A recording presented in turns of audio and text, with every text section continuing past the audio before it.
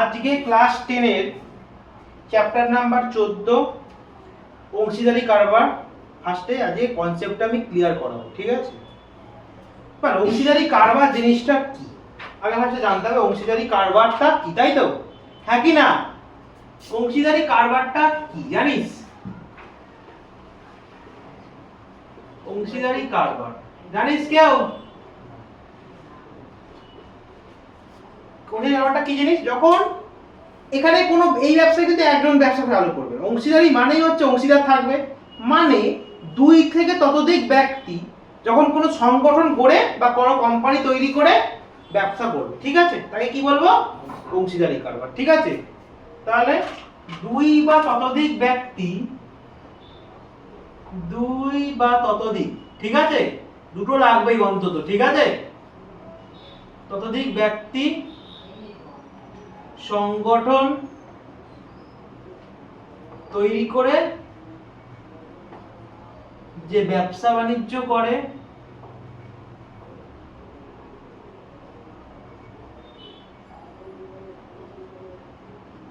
তাকে অংশীদারি কারবার বলে, ঠিক আছে? ঠিক আছে, তাকে অংশীদারি কারবার বলে। সংজ্ঞাটা তাহলে বোঝা গেল অংশীদারি কারবার কাকে বলে, হ্যাঁ কি না? তাহলে কাকে বলে? যখন দুই বা ততোধিক, দুই বা তার বেশি ব্যক্তি মিলে যখন একটা সংগঠন তৈরি করবে, কোম্পানি তৈরি করবে, করে কি করবে? না বিজনেস করবে, তাকে কি বলা হয়? অংশীদারি কারবার। এবার অংশীদার বাই বিজনেস, তুই ভাই লাভ চাস, হ্যাঁ কি না? লাভ হবে, হ্যাঁ কি না? লাভের জন্য বিজনেস করবি, অনেক সময় লোকসান হয় রেয়ার ক্ষেত্রে, তাই তো? কিন্তু এই লাভটা তোরা ভাগ করবি কি হবে তোকে জানতে হবে। এইখানে মেন হচ্ছে অঙ্কগুলো চালু হবে তোর এই থেকেই, যে ব্যবসা চালু করেছে বিজনেস, ওর যে লাভ হবে লাভটা কি অনুপাতে সবাই ভাগ করবে, তাই তো? তাহলে লভ্যাংশ ভাগ করার কিছু প্রসেস আছে, দেখ। তাহলে কি লভ্যাংশ বন্টন কি? পয়েন্টটা কি লিখবি? লভ্যাংশ বন্টন কি? লভ্যাংশ বন্টন। দেখ এর হচ্ছে তিনখানা পদ্ধতি আছে। একটা হচ্ছে, এক নম্বর পদ্ধতি হচ্ছে কি? সমান ভাগে ভাগ করা। কি? সমান ভাগে ভাগ করা, সমান ভাগে ভাগ করা, ঠিক আছে? এক নম্বর পয়েন্ট এটা হলো। মানে কেমন? ধর সমান ভাগে ভাগ করা মানে কি? ধর ধর লাভ হয়েছে, আমি এটা বোঝাচ্ছি। ধর তোর ব্যবসাতে লাভ হয়েছে, ধর দীপ আর শিবম ব্যবসা করছিস তোরা দুজনে, ঠিক আছে? তোরা দুজন ব্যবসায়ী, ঠিক আছে? তোরা দুজন ব্যবসায়ী, তোরা দুজন ধর ব্যবসা করে বছরের শেষে লাভ হয়েছে 5,000 টাকা। তাহলে এক একজন কত করে পাবি বল? কত করে পাবি? এক একজন পাবি কত করে পাবি বল? লাভ লভ্যাংশ কত করে পাবি? তাহলে 2,500 টাকা করে পাবি, হ্যাঁ কি না? তাহলে দীপ পাবি কত টাকা? 2,500 টাকা পাবি তুই। আর শিবম কত পাবি? 2,500 টাকা পাবি। হয়ে গেছে? এই একটা ক্লিয়ার কনসেপ্ট হলো, ঠিক আছে? আরেকটা হয় মূলধনের অনুপাতে। কি? মূলধনের অনুপাতে, মূলধনের অনুপাতে। আরেকটা কি হয়? মূলধনের অনুপাতে, মূলধনের অনুপাতে। এটা কি কেসটা হয়? দেখ মূলধন অনুপাতে মানে কি? ধর ব্যবসা শুরুতে দীপ দিয়েছে 10,000 টাকা, তুই দিয়েছিস 20,000 টাকা, ঠিক আছে? কি বললাম? ব্যবসা শুরুতে, ব্যবসা শুরু হচ্ছে, দীপ বিনিয়োগ করেছে কত টাকা? বিনিয়োগ মানে অ্যাকচুয়ালি সেই ডোনেট করা, মানে ব্যবসা টাকা লাগানো, ঠিক আছে? দীপ বিনিয়োগ করেছে কত টাকা করেছে? ধর আমি বললাম দীপ বিনিয়োগ করেছে 10,000 টাকা, ঠিক আছে? করেছিস। ব্যবসা শুরুতে তোর শিবম বিনিয়োগ করেছে কত টাকা? 20,000 টাকা, ঠিক আছে? করেছিস। বছরের শেষে ধর লাভ হয়েছে, বছরের শেষে লাভ হয়েছে, ধর দুজনের টাকা সমান কেটেছে, সমান সময় ধরে দুজন কিন্তু কেউ টাকা তোলাতুলি করেনি মাঝখানে, দুজনের টাকাটা পুরো যতক্ষণ না লাভ হচ্ছে ততক্ষণ অবধি চালিয়ে গেছে দুজনে, ঠিক আছে? 12 মাস চালিয়ে গেছে বা যত বছর ছিল তত চালিয়ে গেছে, মাঝখানে কেউ টাকা তোলেনি বা কেউ ঢুকেও নি মাঝখানে, ঠিক আছে? তাহলে বছরের শেষে লাভ ধর কত টাকা হয়েছে? বলছে লাভ ধর বছরের শেষে লাভ হয়েছে কত টাকা, ধর লাভ হয়েছে 30,000 টাকা। কত টাকা? 30,000 টাকা লাভ হয়েছে বছরের শেষে। হ্যাঁ, তাহলে কে কত টাকা পাবে? তাহলে কে কত টাকা পাবে এটা বার করাটা খুব ডিফিকাল্ট। আগে যদি ছিল সমান ভাগে যদি ভাগ করতাম তাহলে 15 নিয়ে নিতাম, কিন্তু এটা বলেছে কি মূলধনের অনুপাতে। কি বলেছে এটা? এই যে কি বলে দিতে তোকে ইন্ডিকেট করে তোকে মূলধন অনুপাতে তোকে বলে দিয়েছে। তাহলে তোর যেই মূলধনটা তুই যে বিনিয়োগ করেছিস, যে মূলধন, এই যে বিনিয়োগটা যে করছিস এটা তোর মূলধন, ঠিক আছে? এর অনুপাতটা তোকে বার করতে হবে, ঠিক আছে? এর অনুপাতটা তোকে বার করতে হবে। তাহলে তাহলে কি করতে হবে তখন? তখন লিখতে হবে যে তখন কি লিখতে হবে তোকে? দীপ ও শিবমের মূলধনের অনুপাত। কি? মূলধনের অনুপাত। তোকে এখানে অনুপাতটা তোকে ভাই বার করতে হবে, ঠিক আছে? ওখানে কি করতে হবে? অনুপাতটা তোকে বার করতে হবে। তাহলে অনুপাত কি করে বার করব ভাই? এই যে তোর প্রথমে দ্বীপেরটা, তারপরে একটা লিখে অনুপাত চিহ্ন দেব, তাই তো? এই যে 10,000 ইস্টু 20,000, এস আর নো হবে এটা। এবার অনুপাত করলে কি হয় ভাই? শূন্যগুলো সব কেটে যায়, সেম আছে, কেটে গিয়ে কি পড়ে থাকে? 1:2, তাই কি 1:2 অনুপাতটা। এই অনুপাতটা, এই যে অনুপাতটা যে বেরালো, এই যে অনুপাতটা যে বেরালো 1:2, এই অনুপাতে তো 3,000 টাকাটা বছরের শেষে লাভ হয়েছে, ঠিক আছে? বছরের শেষে লাভ বলে লিখি দাঁড়া, লাভ লাভ হয়েছে 3,000 টাকা, 30,000 টাকা, ওইটা তোরা ভাগ করবি, ঠিক আছে? বোঝা গেল? তাহলে তাই দীপ তাহলে 30,000 টাকা আমাদের দীপ কত পাবে, শিবম কত পাবে বেরিয়ে যাবে। তাহলে দেখাই অঙ্ক করে তাহলে দেখাই চ। তাহলে 30,000 টাকা, 30,000 টাকার মধ্যে দীপ পাবে কত টাকা পাবে? দীপ 30,000 ইনটু দীপের বেলায় দীপের অনুপাতটা লিখবি কিন্তু ভাই, ঠিক আছে? জানিস অনুপাতের অঙ্ক ছোটবেলায় করেছিস। একটা থেকে কেন 1 লিখলাম? কারণ দীপের ক্ষেত্রে 1 আছে, তাই তো? আর নিচে হচ্ছে দুজনেরটা যোগ হবে। নিচে কি হবে ভাই? দুজনেরটা যোগ হবে। কত হবে? 1 + 2। তাহলে কত হলো ভাই? 30,000 যোগ 1/3। হ্যাঁ, এই এককগুলো লিখবে বাবা, টাকা লিখবে, ঠিক আছে? 3 দিয়ে কাটলে এটা গুণে আছে, কাটাকুটি করা যায়। কত হয় ভাই কাটলে? 3 দিয়ে কাটলে কত হয়? 10,000, ঠিক আছে? তাই তো? তাই 10,000 এর সাথে 1 গুণ করলে কত হয়? 10,000 টাকা। দীপ তাহলে কত টাকা লাভ পাবে ভাই? 30,000 টাকার মধ্যে 10,000 টাকা পাবে, ঠিক আছে? মানে 10,000 টাকা দিয়েছিল, 10,000 টাকা সে লাভ পেয়েছে, ঠিক আছে? তাহলে এবার শিবম কত পাবে? 30,000 টাকার মধ্যে লিখতে হবে। শিবম পাবে কত? 30,000 ইনটু শিবমের বেলায় কত আছে ভাই? অনুপাতটা ভাই 2 আছে। তাহলে উপরে কত লিখবো? 2 লিখবো, নিচে কত লিখবো? দুটো যোগ করবো, তাই তো? দীপ আর শিবমেরটা।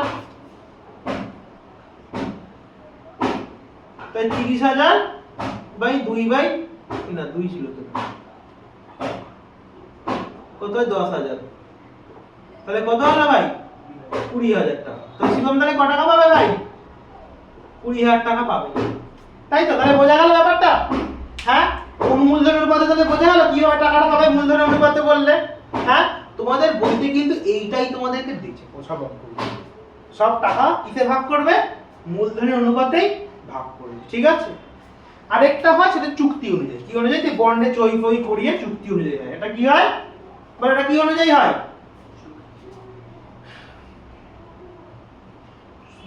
চুক্তি অনুযায়ী। কি অনুযায়ী? চুক্তি অনুযায়ী। এটা লাগবে না তোমাদের, হচ্ছে খুব ইম্পর্টেন্ট হচ্ছে ভাই এইটা। তোমাদের জন্য ইম্পর্টেন্ট হচ্ছে কোনটা? এইটা। কোনটা ইম্পর্টেন্ট তোমাদের জন্য? সমস্ত অঙ্ক কিন্তু তোমাদের এইখান থেকেই দিয়েছে, ঠিক আছে? বোঝা গেছে পুরো? এতটা কথা বোঝা গেছে? এইবার একটা কেস আছে, এটা হয়তো বোঝা গেছে তো? এটা এইবার হচ্ছে এটা মুছি, লভ্যাংশ বন্টনটা মুছি এখান থেকে। এইবার আমি তোমাদের বোঝাচ্ছি। এবার এই অংশীদারি কারবারকে না মিশ্র কারবারও বলা হয়। কি বলা হয়? অংশীদারি কারবার কি বলা হয়? আরেকটা নাম কি? মিশ্র কারবার। কি নাম আরেকটা নাম? মিশ্র কারবার। কি নাম? মিশ্র কারবার। কি? মিশ্র কারবার, ঠিক আছে? এই অংশীদারি কারবার আবার 2 রকমের। কি রকমের হয়? 2 রকমের। কত রকমের হয়? 2 রকমের, ঠিক আছে?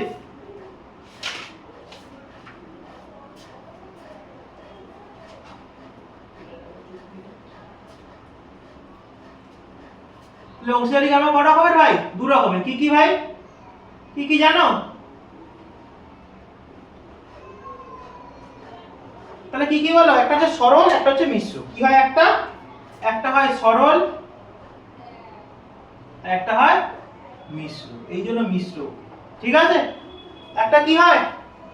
কি হয় ভাই? সরল হয়, মিশ্র হয়। এবার তাহলে যেমন সরলটা কি, মিশ্রটা কি? সরলটা মানে হচ্ছে, আমি নরমালি বুঝিয়ে দিচ্ছি, দেখ এখানে দেখা। সরলটা অংশীদারি কারবার, সরলটা মানে কি? সরল অংশীদারি কারবার মানে কি?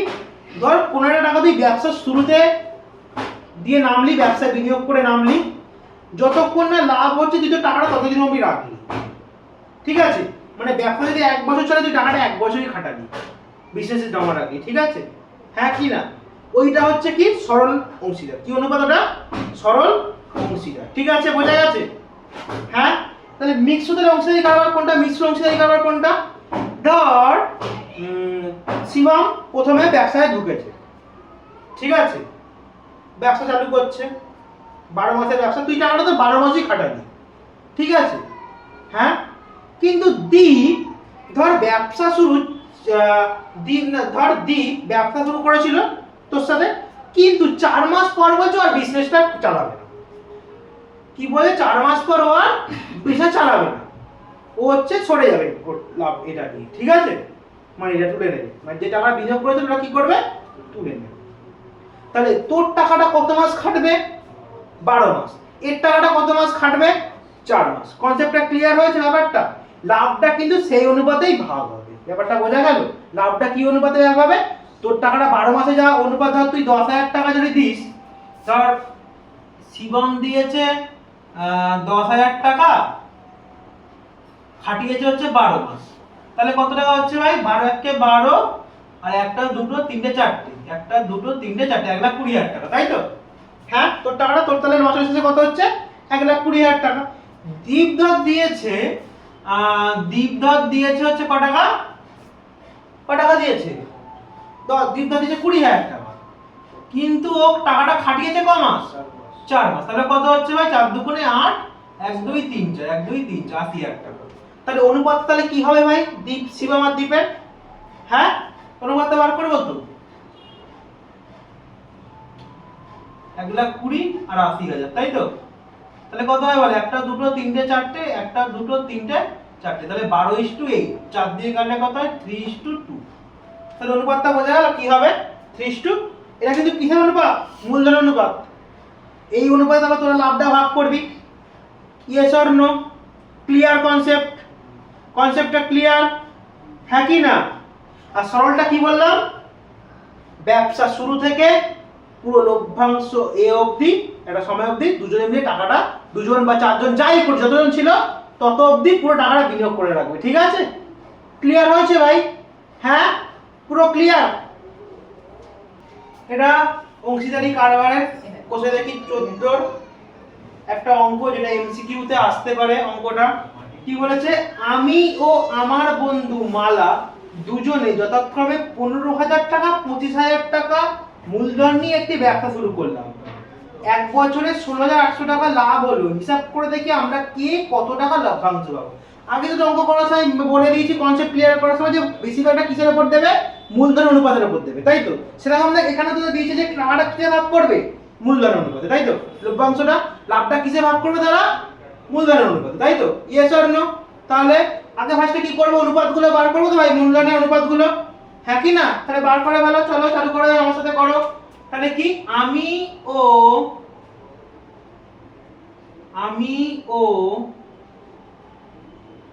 ও আমার বন্ধু মালার, কি লিখবো? মূলধন অনুপাত, তাই তো? এটা লিখবো তো? মূলধনের অনুপাত কত কত আছে?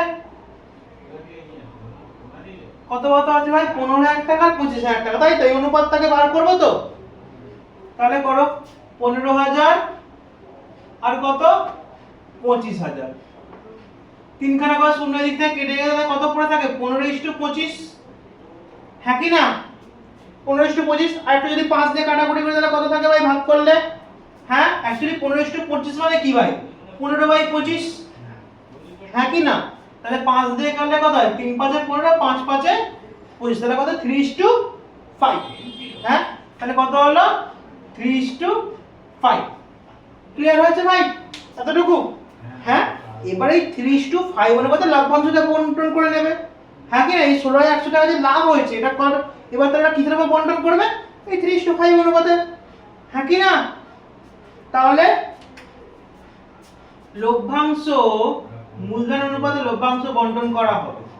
লিখবি এটা, মূলধনের অনুপাতে, মূলধনের অনুপাতে, মূলধন অনুপাত মানে বোঝা গেছে তো এটা? হ্যাঁ কি না? অনুপাতে অনুপাতে লভ্যাংশ বন্টন করা হবে। হয়েছে, এটা লিখতে হবে। ঠিক আছে, লাইনটা এই লাইনটা লিখে দেবে। ঠিক আছে, কার অনুপাতে বন্টন করা হবে লভ্যাংশটা? মূলধন অনুপাতে। তাহলে এবার বার করতে হবে 16,800 এর মধ্যে তাহলে আমি কত পাবো আর মালা কত পাবে?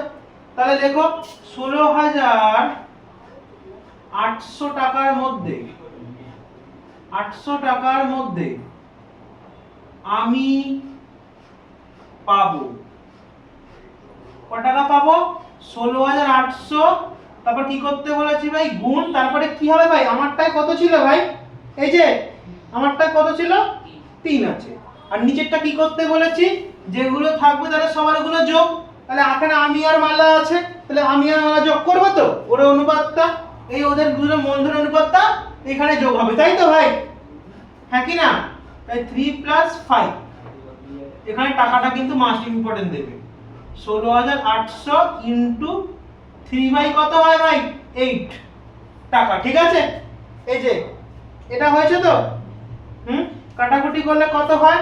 8 দুগুণে হচ্ছে 16, 8 কি হচ্ছে 8, দুটো শূন্য। ঠিক আছে, বোঝা গেছে ভাই? এই যে কত? 2100, 2100 সাথে 3 গুণ করলে কত হয়? রাফে করে ফেলো। 2100 এর সাথে যদি 3 গুণ করো কত হয়? 3 0 0 3 0 3 1 3 3 2 6 6,300 টাকা। কত হচ্ছে?